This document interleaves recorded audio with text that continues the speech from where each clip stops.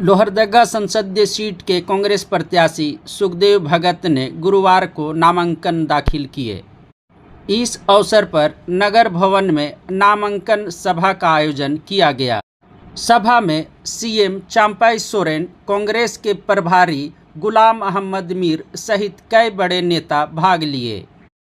कांग्रेस और झामुमो भाजपा पर जमकर बरसे।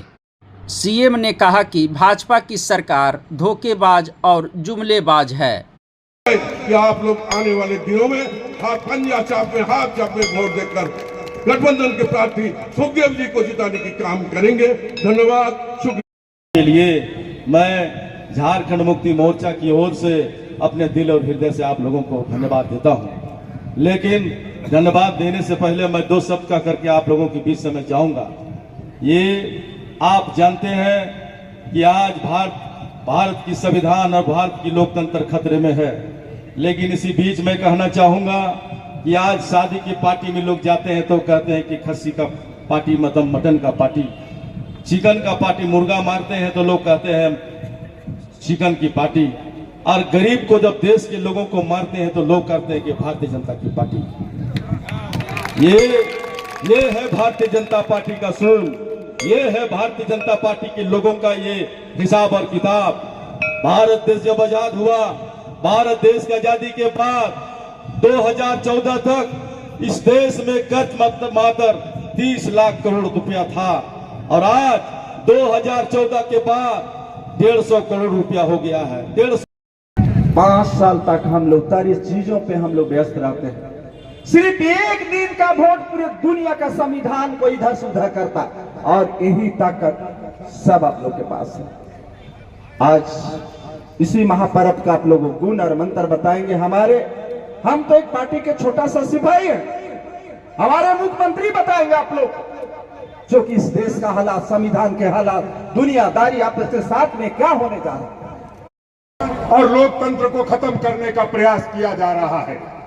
विशेषकर अगर देखेंगे तो जो झारखंड में हुआ है, किस तरह से स्वतंत्र एजेंसियों को गुलाम बना करके हमारे मुख्यमंत्री को जेल भेजने का काम किया गया। जो आपके द्वारा चुनी गई सरकार थी, जो आपने बहुमत दिया था, उसको लूटने का भरपूर प्रयास हुआ।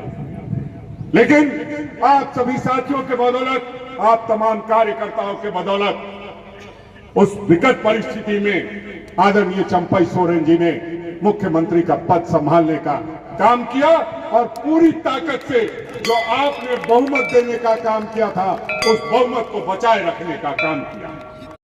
इंडिया गठबंधन की सरकार आएगी, और जितने भी गरीब परिवारों की महिलाएं हैं 18 साल से ऊपर की उम्र की, उनको सालाना हमारी सरकार 1-1 लाख रुपए उनके बैंक अकाउंट में डालेगी, ताकि उसकी अपनी दिनचर्या चलेगी। सरकार आएगी तो देश में सरकारी महकमों में 30 लाख वैकेंसीज पड़ी हुई है, खाली है।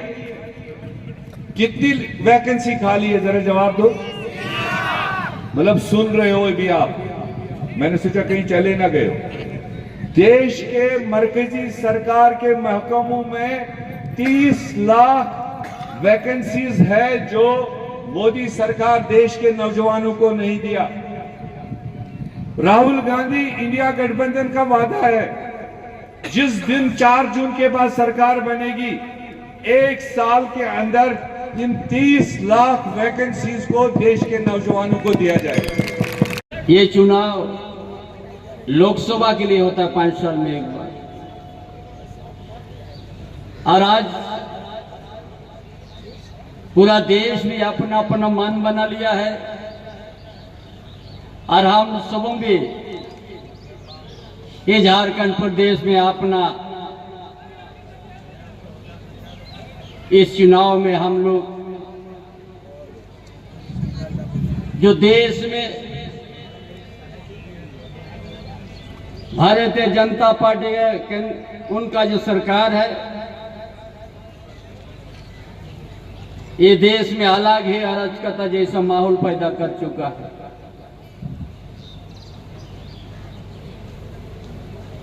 देश का प्रधानमंत्री का आप लोग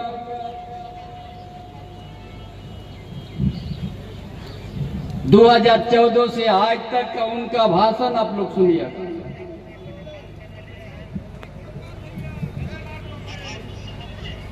शुरू से वो